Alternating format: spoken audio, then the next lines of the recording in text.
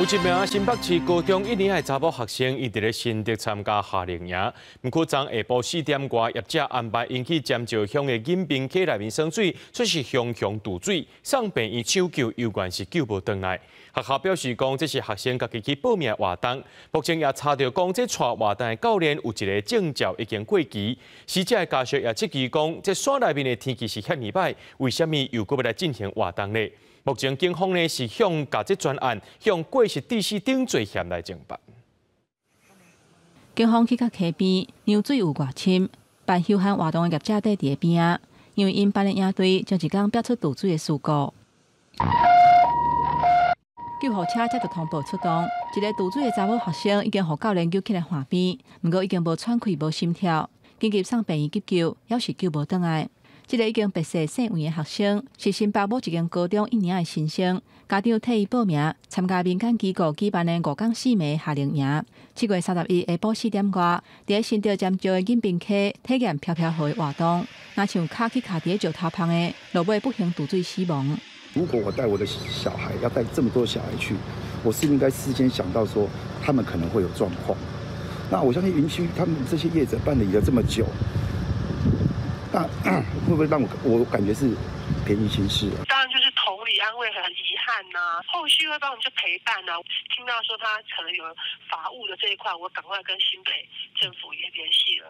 死者的家属不满山区的天气无稳定，迄当阵水是真错流，水位嘛真悬，现在活动无暂停，而且对照原地行程，还阁提早1天进行，嘛质疑在场的教练去牵着救人的时间，甚至伫消防员到位进前拢无甲伊做 CPR。也让港团其他的家属认为讲，代志发生了后，业者处理的动作太慢。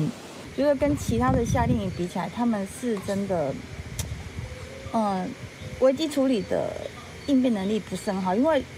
几乎都没有主动跟家长联系过。经过当地教育局的稽查，毋但发现涉案的单位，其中一个教练证照已经过期，办理了解相关的活动，嘛无申请送件予官方比查，打电话予业者，嘛无法度得到回应。不过，这场营队的活动参加的费用都要1万外块。虽然业者有投保保险，不过追溯活动的部分有标准保额相关的规定，官方发现业者无投保到上计法定的标准。他们活动的水域的范围还有一些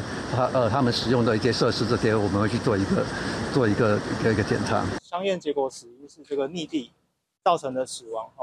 那后续的这个相关刑事责任，我们会再做一个厘清。这个查某学生死亡的原因，还有2个教练甲业者过失致死的责任，检方会继续来厘清。新北教育局已经协同法制局提供家属法律的咨询，还有后续保险理赔的事项。有虹吸洞嘛，这个水洞塞缝，然后还有 sieve 就是筛网跟 undercut， 这个是底切岩石。那这3个是很常见的致命的危险。那前导教练先去判断说能不能下。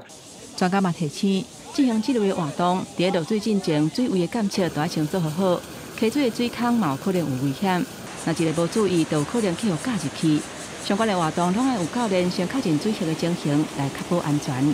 记者综合报道。